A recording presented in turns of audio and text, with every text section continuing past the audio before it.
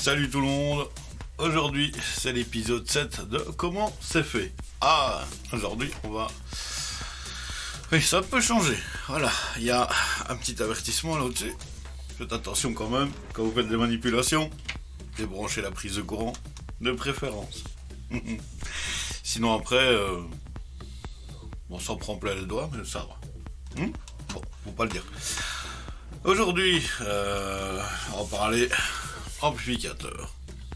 Voiture, de préférence. Ah, sympathique fusible qui devient transparent. Voilà, un petit ampli, sympa. On va décortiquer la sphère.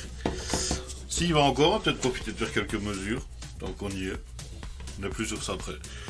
Voilà, épisode 7, un petit ampli qu'on va décortiquer. A tout de suite.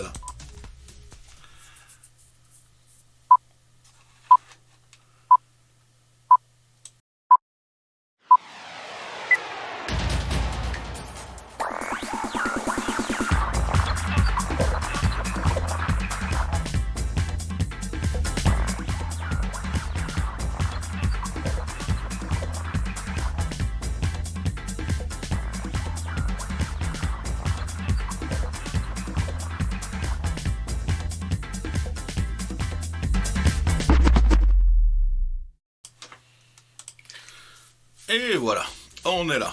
Alors aujourd'hui, petit ampli sympathique, un petit 500 watts, c'est pas beaucoup, mais ça fait quand même déjà du bruit dans une voiture. Ça je peux vous le dire. Bon, alors, j'ai pris une alimentation. On va déjà le brancher, on va déjà voir s'il s'allume. C'est déjà bien. Après on fera quelques petites mesures et on va l'ouvrir. Quoi de mieux? Alors, quand on ampli, on trouve quasi toujours la même chose. J'essaie de mettre au point, voilà. Il y a une masse, une borne de masse, le ground, un fil de télécommande qui vient de l'autoradio. En général, il est bleu. Quand vous branchez l'autoradio, il est bleu. Et le power. Power, c'est là où toute la puissance arrive de la batterie. Ensuite, qu'est-ce qu'on a dessus? C'est un modèle un peu spécial ici. C'est pas un stéréo, c'est un plutôt un bon croquet son, un bon subwoofer en 4 ohms. Bon, les bandes de sortie ici. Le moins, le plus. Donc ici, comme configuration, ils ont toujours mis le moins à gauche. Le moins, la masse elle est là, et le moins elle est là. L'autre côté, qu'est-ce qu'on a? On a les entrées. Entrée cinch, voilà, entrée de ligne. Non, entrée ici, sortie ici. Donc, oh, c'est pratique ça. On peut coupler cet ampli là avec, par exemple, un deuxième ampli qui lui est en stéréo et on peut mettre des voix dessus. Donc médium, aigu. Puisque celui-ci ne s'occupe que des basses. Donc vous rentrez ici avec votre autoradio en cinch et vous sortez ici vers le second ampli. Pas plus mal d'ailleurs. Ça permet un peu de gagner un peu du décablage, hein, parce que parfois en bagnole décablage on est content quand on en gagne. Réglage de gain. Gain d'amplificateur. Donc c'est bien quand vous dééquilibrez les gains entre deux amplis par exemple pour avoir un rendu son qui est beaucoup meilleur. Réglage fréquence entre 50 et 250, donc c'est un bon ampli pour les caissons de basse. Voilà. Réglage de fréquence et un bass boost. Bon, en général, quand l'autoradio va très bien, on n'a pas besoin d'un bass boost. Parce que des fois, un bass boost fait parfois plus de dégâts qu'autre chose. Bon, alors cette caméra là, elle est encore mal réglée. Voilà. On voit déjà beaucoup, mais... Alors, on va brancher l'alimentation là-dessus. Et l'alimentation, c'est des... Pour ceux qui ne savent pas, les pointes de touche de multimètre. Marche très bien dans une alimentation, ça d'ailleurs. Alors, il me faut un petit morceau de fil pour faire la télécommande. Petit bout de fil. Ce serait bien qu'on ait une caméra qui soit bien nette. Voilà.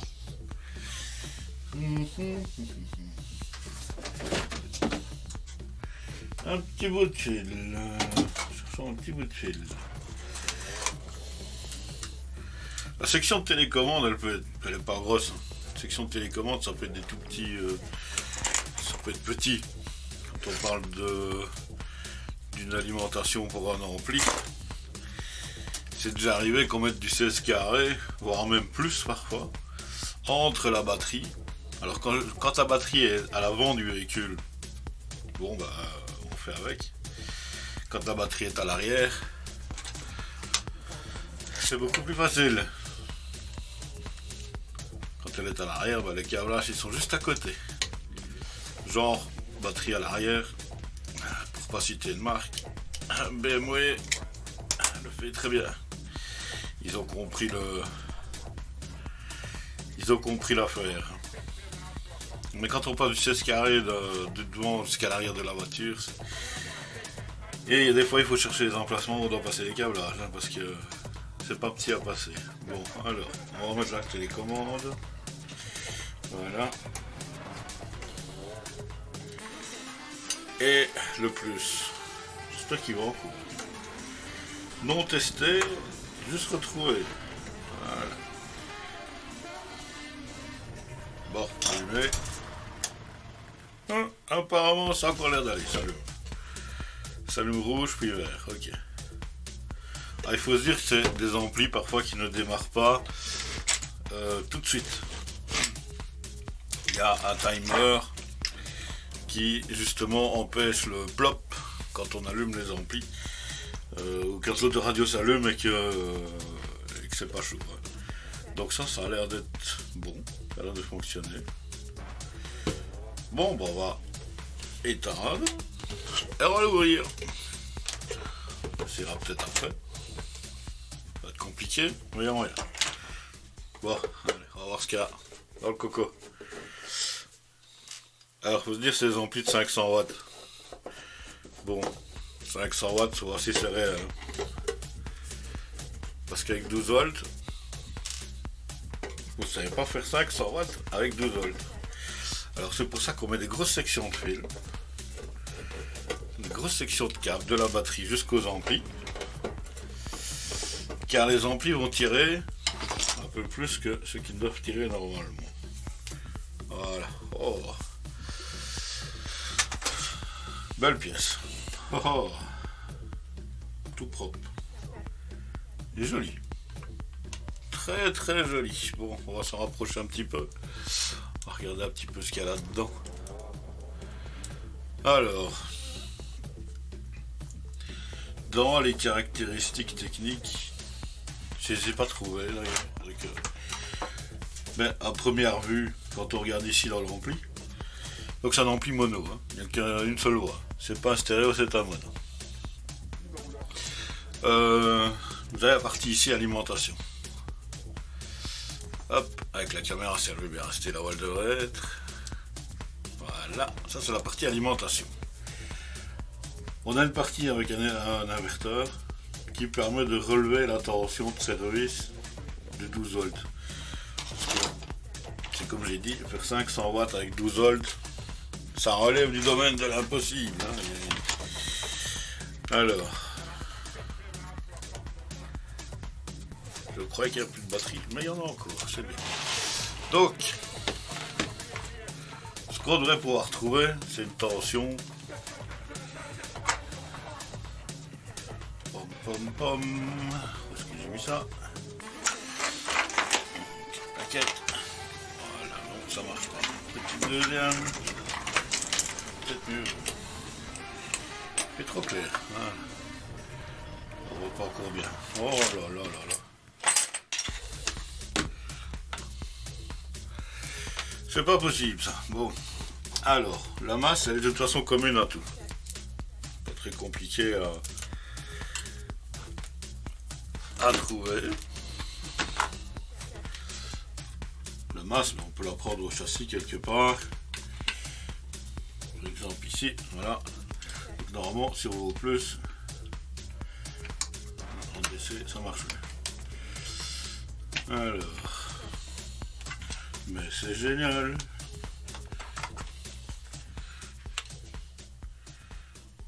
Pourtant c'est bien ça. Un multimètre qui n'en veut pas.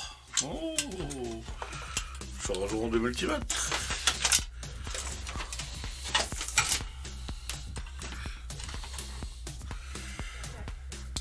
Alors, courant continu. C'est du courant continu ici. Faut pas oublier qu'on alimente en 12 volts en courant continu. On enlève le hold. On prend la masse. Ah oui, mais j'ai éteint l'alimentation. C'est normal. Ah, ils ont vraiment tous décidé de nous emmerder. Bon alors, j'ai retrouvé un qui marche.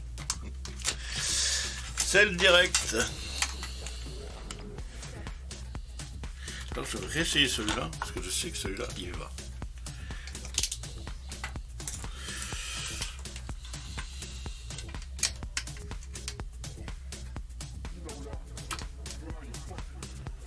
La masse n'est pas au châssis. Oh! Alors c'est une masse indépendante, normalement elle est au châssis. 13 volts. Il m'a dit quoi? Il m'a dit rien. Oh oh!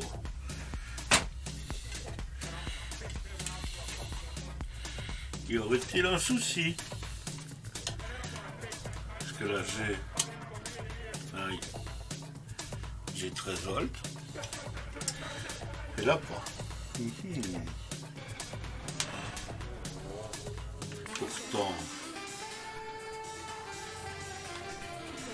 Pourtant la masse elle est commune normalement. La masse elle doit.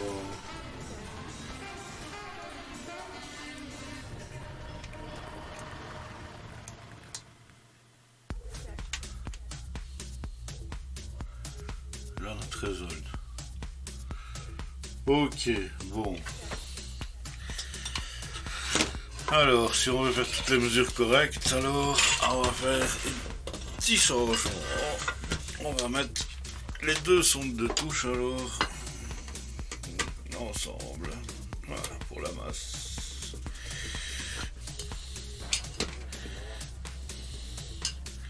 C'est juste pour tester, hein. Attention. On fait pas ça pour rigoler. Hein. Donc, maintenant. Si je prends, j'ai un peu des câbles, perdu.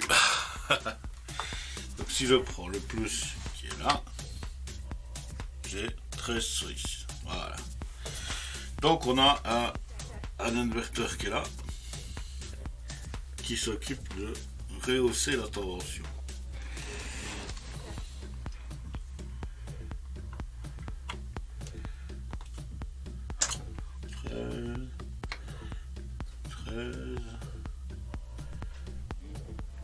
Ta-ta-ta. 33 volts. Ah, voilà. 33 volts. Donc déjà une partie de courant qui est déjà moins 33. Ça fait, si on part de 33 et de moins 33, ça fait 66 volts. Donc l'inverteur ici, lui, fonctionne. Impec. Ouais, évidemment l'ampli il fonctionne parce que la LED elle passe verte, sinon il ne fonctionnerait pas. Donc on a 68 volts, 66 volts. Ici là il tourne à vide, hein, donc mais on voit ici bon dans les transistors de pilote. Voilà, les transistors qui pilotent sont ici. Les 4 qui font tourner l'inverteur là, c'est un genre de principe du transformateur, hein, on rehausse la tension avec. Ça c'est l'entrée filtrage, donc ça c'est une entrée filtrée. C'est pour éviter que les courants de haute fréquence retournent sur le réseau électrique.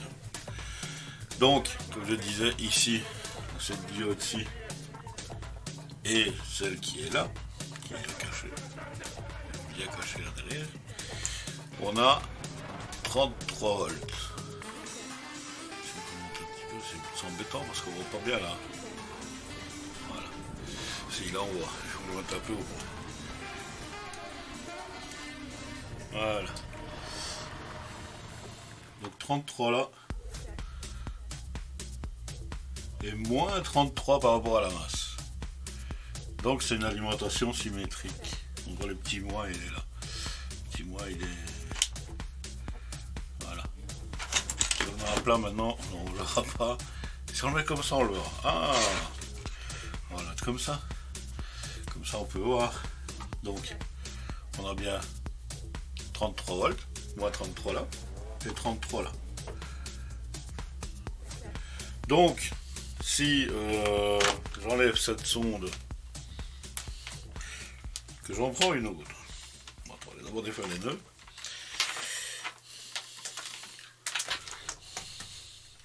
Que j'en prends une autre, voilà, je la mets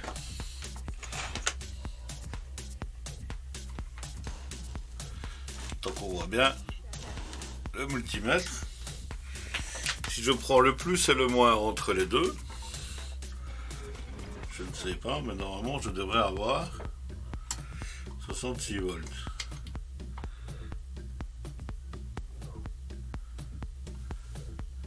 Il n'y a pas les 66 volts.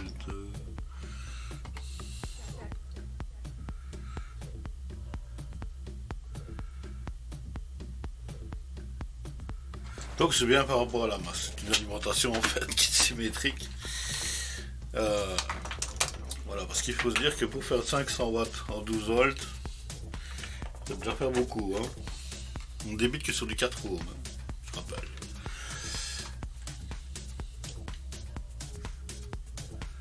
Donc ça fonctionne toujours aussi bien. Donc on a une partie inverteur ici, qui rehausse la tension.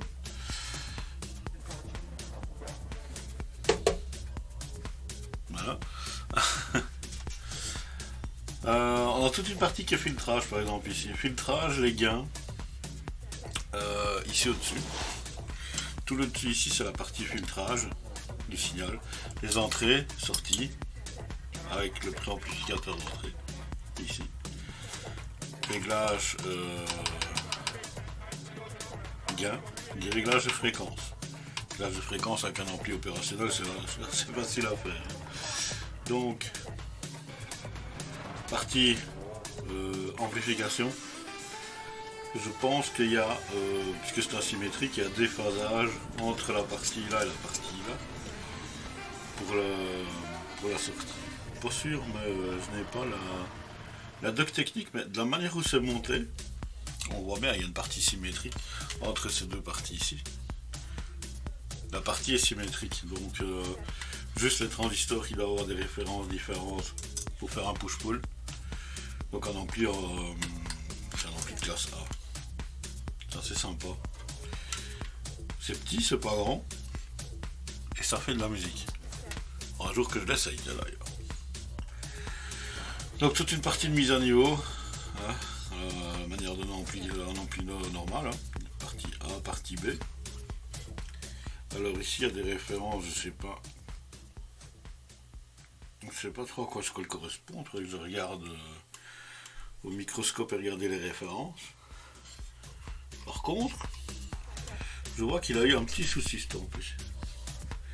Il y a une patte de condensateur qui a explosé ici. Je me disais, tiens, il y a un peu du noir. Regardez.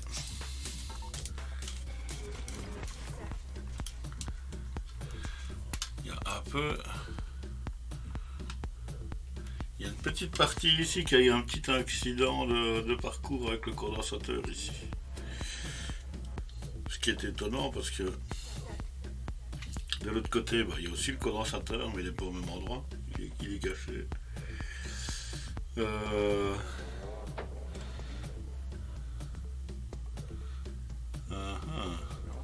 Out 2. Ah bah oui, voilà, tiens. En passant la caméra, c'est là qu'on voit, tiens. Que tout est marqué quasi.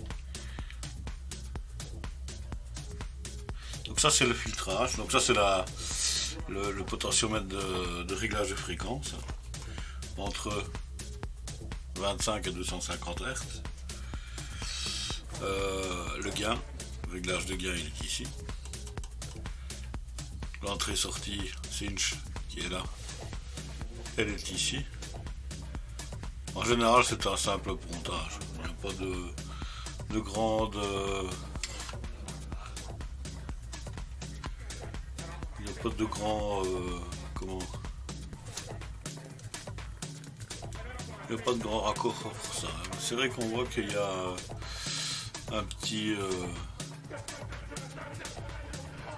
souci là de condensateur. Je pense qu'on va peut-être regarder pour peut-être le changer. Donc là la partie c'est... On parle pas beaucoup de ces références. On va regarder en même temps. Donc on a out 1, out 2. Et c'est un amplificateur en fait qui est en push-pull. Donc un côté positif, un côté négatif, et le signal audio est déphasé de 180 degrés par rapport à l'autre. Ce qui permet de travailler chaque phase du haut-parleur. Il y a un équilibre entre les deux parties. Bon, on va regarder pourquoi. Pourquoi est-ce que de l'autre côté ça fait crack? Pourquoi pas? On va l'éteindre. Alors attention parce que quand même petite tension résiduelle, c'est 60 volts on peut trouver. Donc toujours prendre ses précautions. Quand on va là-dedans. Donc pour sortir le tout sans trop se casser le derrière, on va défaire le panneau. Toujours habituel, petite vis.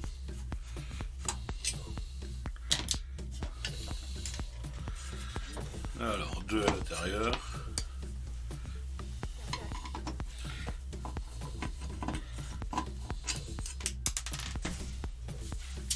Ça c'est pas bien. J'irai la chercher après.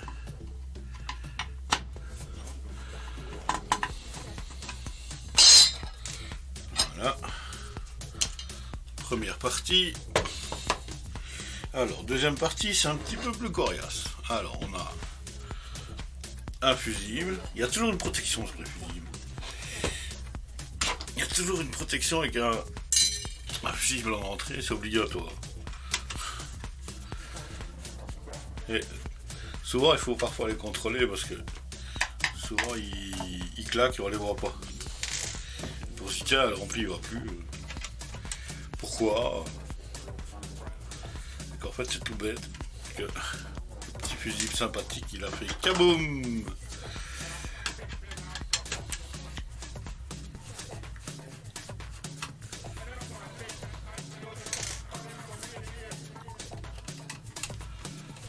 Alors, le montage, il est sympa, il y a des vis partout. Tout support, évidemment, qui sort de l'ampli. Tiens, avec une petite vis, ce qui n'est pas plus mal d'ailleurs.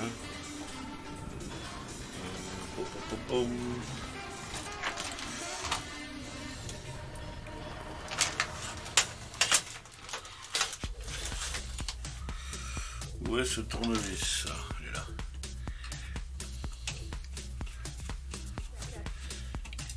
Parce que quand on vient avec des fils de 16 carrés, en général on prend des fils souples, quand on a l'occasion d'en avoir.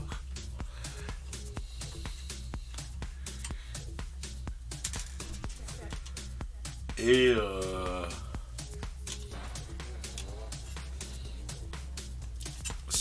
il n'y a pas trop de force. Mais quand on n'a pas l'occasion d'en avoir,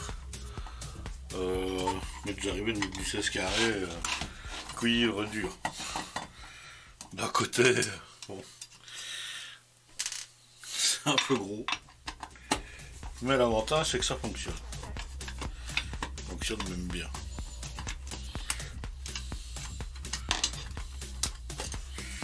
Alors, voilà, deuxième partie d'enlever. Alors ensuite, on attaque les supports. Le problème c'est que j'ai plus de pâte thermique. Il faudra que je remette un peu de pâte thermique. Donc c'est bien, on va voir à quoi on s'attend.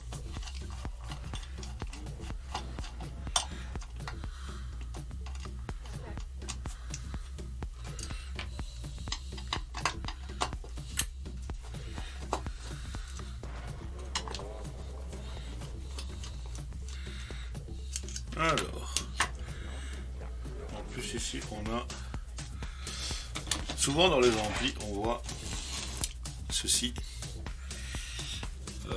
qui est une compensation de température pour la protection des transistors ici de commande. Les 4 transistors qui fournissent les 60, enfin 2 fois 33 symétriques.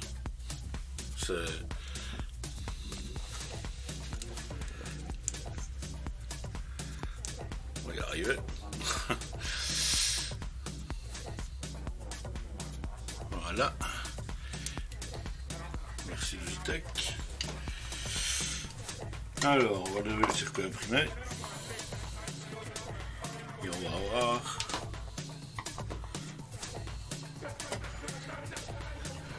Pourquoi. Il y a peut-être des pistes qui ont peut-être brûlé. Donc on va voir si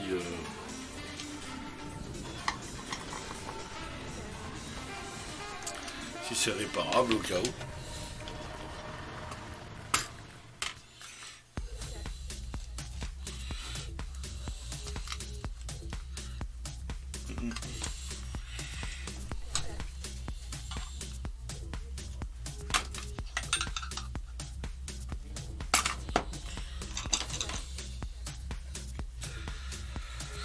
Alors, à première vue, il n'y a pas l'air d'y avoir spécifiquement de dégâts.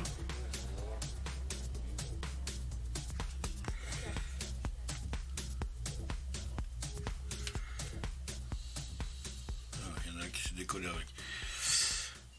Pas l'air d'y avoir de dégâts en dessous. Donc normalement ce serait ici.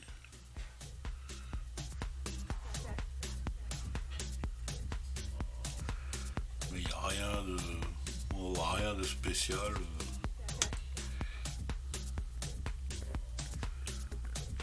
C'est même étonnant.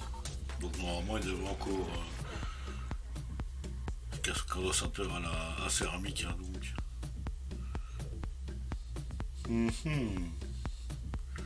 Il a l'air propre. Hein. Donc on voit ici. Ça c'est la sortie des amplificateurs. Il y a une sortie là. Et une sortie là. Qui alimente au bornet de sortie du woofer que vous allez brancher là-dessus. Comme qui dirait un peu symétrique, hein. On voit la partie d'un côté, partie de l'autre. Et là c'est toute la partie alimentation. On le voit, il y a des grosses pistes, hein, puisque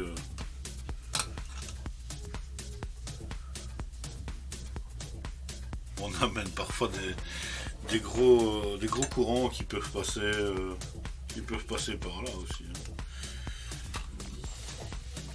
Donc, comme ça n'a pas l'air d'être trop inquiétant.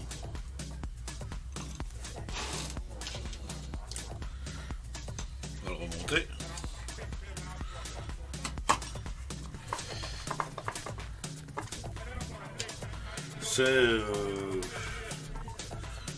C'est pas de l'ampli de haute qualité non plus. J'ai déjà vu beaucoup plus gros que ça.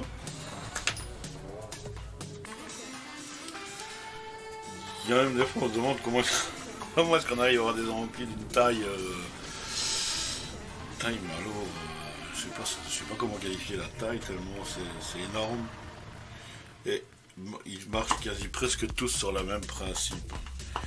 Le truc c'est que bien souvent on a 2 transistors par canal.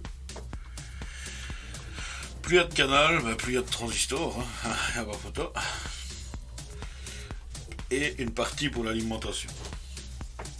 Si par exemple vous avez des voies avec, vous allez avoir plus des borniers beaucoup plus grands, hein, avec plus de connectiques dessus, vous allez avoir à chaque fois la duplication du système, plus il y a de canaux à amplifier, quoi.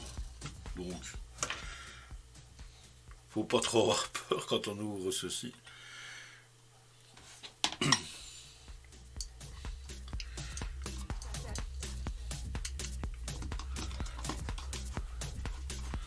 attention, bon ici c'est ampli en 12 volts, donc comme je dis, il n'y a pas de miracle. Pour faire 500 watts, il faut relever la tension d'alimentation. Sinon, ça va pas. Il y a céramique qui tombe vraiment en flat en plus.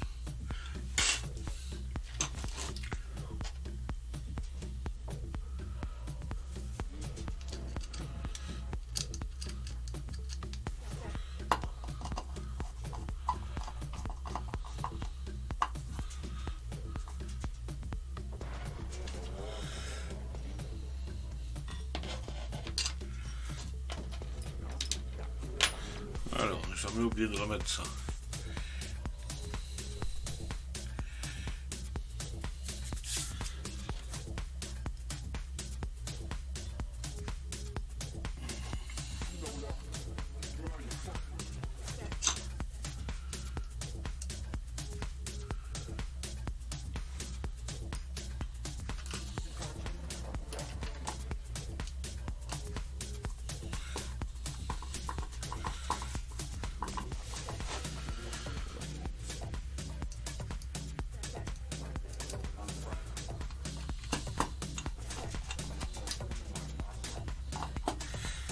Alors normalement on remet de la pâte thermique mais j'en ai plus en stock. Donc c'est bien les transistors qui soient bien en contact avec la surface.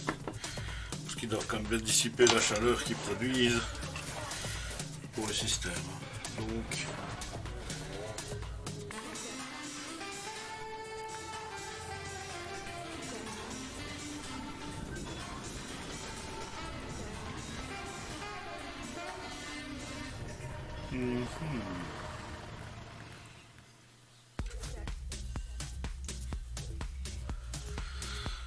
ah, normalement ça doit encore fonctionner ça.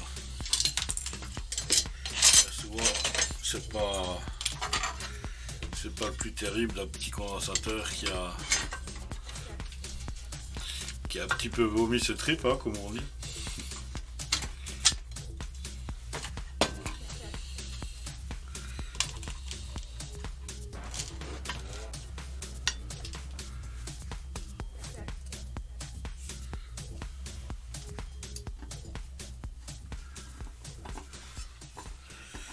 Et puis voilà, c'est sympathique. J'ai pas de plus gros. J'aurais un plus gros, je vous aurais montré un plus gros, mais j'en ai pas sous la main. Modèle beaucoup plus big modèle.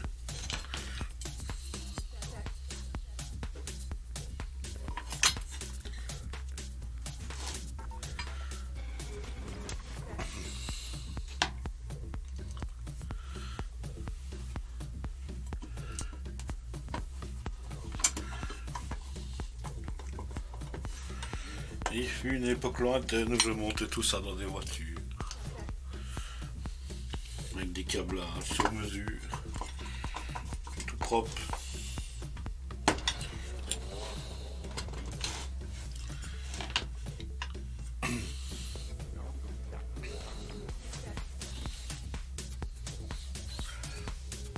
Ouais, j'ai mis cette plaque. Voilà. Elle est là.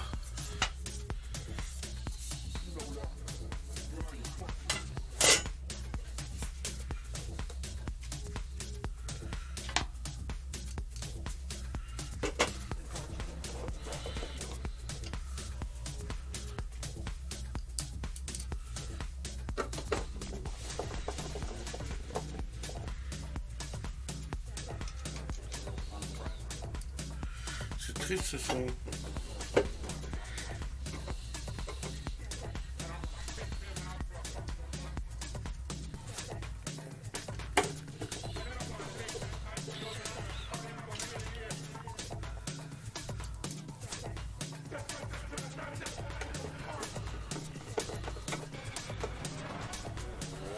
Qu'est-ce que j'ai pas? Voilà.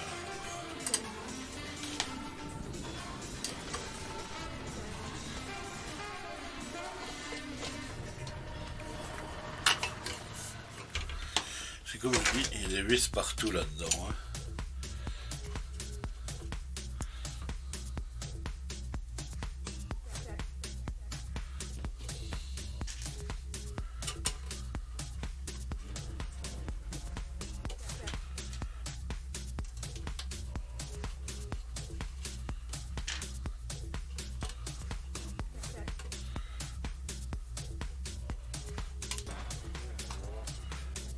Pom, pom, pom. La vis est plus délicate à mettre. On va d'ailleurs mettre tout de suite. Vous voyez, même le porte-fusible, il a des vis pour le tenir. Parce que je sais pertinemment, il y a des ânes de combat qui arrivent à pousser un fusible plus fort que ce que le support peut tenir.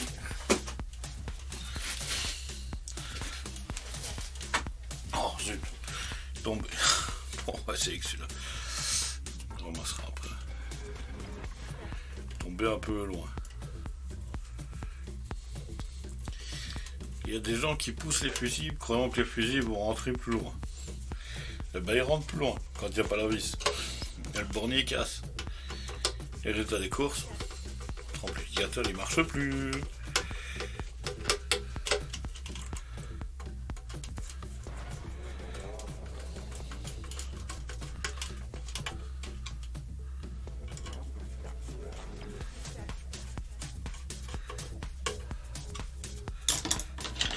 Et donc voilà. Petit fil de télécommande.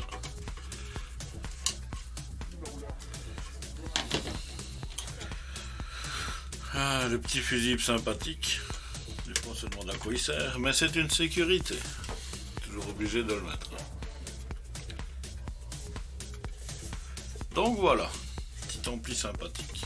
Un jour on l'essaye. Voir ce qu'il donne. Normalement il devrait encore aller. Hein. On a les portions d'alimentation. Et tout. Donc il s'allume au vert. Donc tout va bien. Voilà, c'était l'épisode numéro 7 de Comment c'est fait. C'était un ampli de voiture, on l'a démonté et on l'a remonté et apparemment il a encore fonctionné. Ce sera pour tester dans une prochaine émission de test. Voilà, sur ce les amis, à la prochaine.